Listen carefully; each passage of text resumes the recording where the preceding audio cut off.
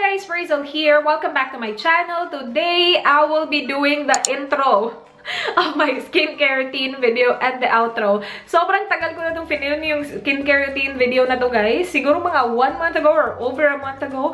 Iba pa yung color ng nails ko noon. And yung nails ko ngayon, like, patapos na din yung nails na to. So, sobrang tagal na niya. Merong mga nag-request na gumawa ako ng skincare routine video. Siguro napagod yung iba kaka-request kasi sabi ko, meron na! It will be up soon. Pero, ano na? Sambuan na te. Anyway, ito na nga. Skincare routine video. I'm not in any way claiming na, hala, ang ganda-ganda ng skin ko. Ito yung gawin nyo. I'm basically just showing you guys kung ano yung mga ginagawa ko. Hindi ko pinupush sa inyo na ito din yung gawin nyo sa skin nyo. Pinapakita ko lang sa inyo kung ano yung ginagawa ko. Hindi din perfect yung skin ko. Alam ko, hindi siya perfect. Pero para sa akin, ito yung mga nag-work. Dami kong pinagagawa sa mukha ko. Tapos wala namang pagbabago. Without further ado, I will show you guys kung anong pinagagawa ko sa mukha ko.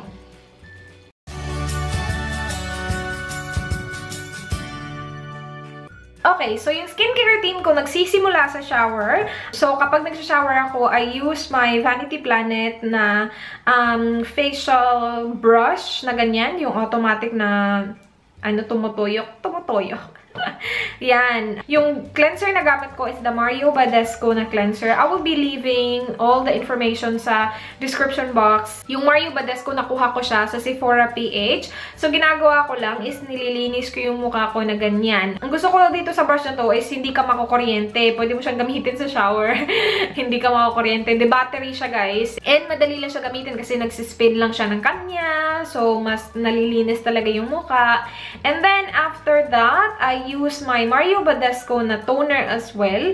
Sa tagal ng video na to, itong toner na to ubos na. As you guys can see there, konti lang siya. But that's my aloe vera toner. I've been using that for so long. And then, I'm just applying that on my face using a cotton puff that I got from Daiso. Super favorite ko tong cotton puff na to. And then, itong step na to, hindi ko siya nagagawa lagi. But, kapag naaalala ko, I use my lip scrub and apply it on my face after ako nag-apply ng toner. Yeah, and then tinatanggal ko siya kapag tapos na ako sa skincare ko.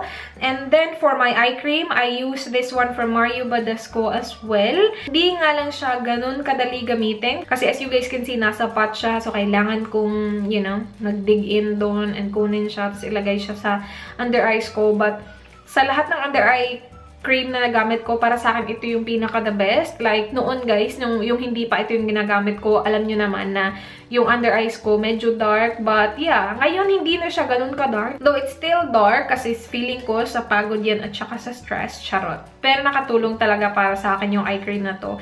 And sobrang tagal na din sa akin tong eye cream na to ha. And matagal siya naubos kasi konti lang talaga yung kailangan mo. And then for my daytime moisturizer, iba kasi yung moisturizer ko sa gabi, which you will see later. Pero sa daytime moisturizer ko, ang gamit ko is the Innisfree Green Tea Moisturizer. So, nilalagay ko lang siya dyan sa aking mukha. As you guys can see, meron pa akong eyelashes sa video na to. Meron pa akong mga natitirang eyelash extensions dyan. Nakakaloka. Pero yeah, I just apply the moisturizer on my face like so. So, yan na yung last step ng like paglagay ko ng kung ano-ano sa mukha ko. So, tinatanggal ko na yung lip scrub from my lips. And yan na basically yung daytime skincare routine ko.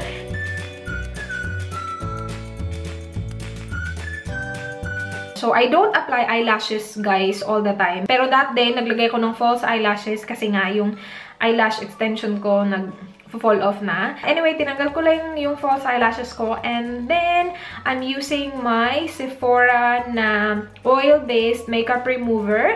Gamit ko na naman yung Daiso na cotton puff.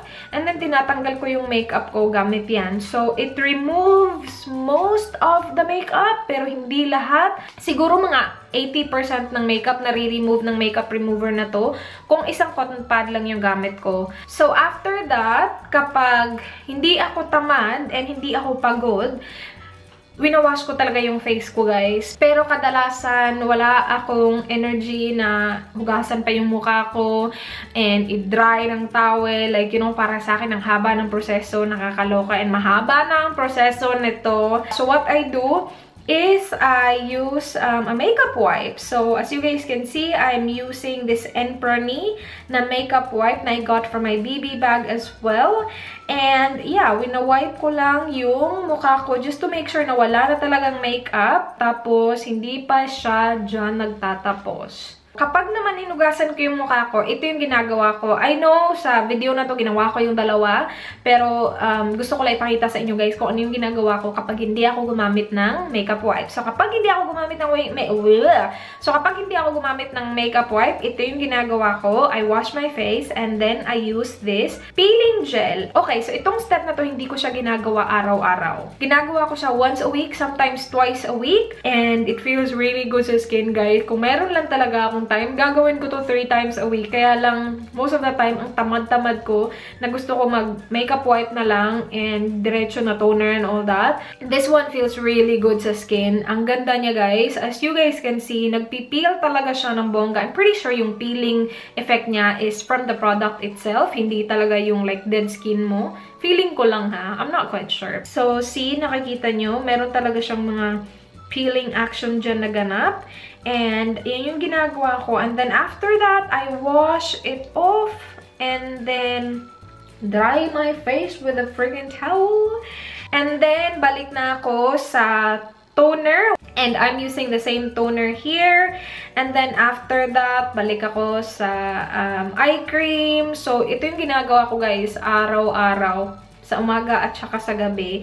Hindi ko talaga siya pinapalampas kasi never ako natutulog na merong makeup sa mukha ko. And then, for my nighttime moisturizer, I use the Sephora Wrinkle Fighting Super Serum. So, nilalagay ko lang siya sa mukha ko like you know, like parang pareho lang nung kanina sa daytime moisturizer pero iba yung gamit ko. Hindi kasi siya sticky sa mukha. Ayoko ng sticky na moisturizer kasi hindi na ako magme-makeup eh. Wala na ako ilalagay over the moisturizer na para hindi siya maging sticky. So, yeah, gusto ko yung hindi sticky na moisturizer sa gabi para hindi siya dumidikit sa ano, alam mo na yun, unan, blanket. And then, ito, din ginagawa ko talaga yung best ko na hindi ko makalimutan na i-apply to sa lashes ko. It's the Revitalash, yung eyelash serum na I got from Sephora PH as well. Nilalagay ko siya, especially sa mga lashes na yan, na tingnan nyo naman guys, alam na alam ko kasi na mawawala yung mga eyelash extension na yan and makakalbo siya. So, nilalagyan ko na siya. Para sa akin, nakakatulong talaga to guys na mag-grow yung lashes mo. And yung eyelash serum na yan, sobrang tagal na sa akin yan. Siguro mga malapit na mag 1 year sa akin yung eyelash serum na yan. Sobrang tagal niya. Alam ko mahal siya, pero it lasted me for that long. Para sa akin, it's worth it. And then, I also apply mask. Alam niyo naman guys, na nagmamask ako. Hindi ko lang napakita dyan sa video na yan kasi I didn't apply mask that night. Pero nagmamask ako once, sometimes twice a week. So, yun. And, yun na yung skincare routine ko. Pasensya na again kung medyo natagalan. Pero, yeah, natapos din natin sa wakas. I hope you guys enjoyed. Please do like this video if you did. Please subscribe if you haven't already. I hope to see you guys on my next one. Do not forget, be good. Bye!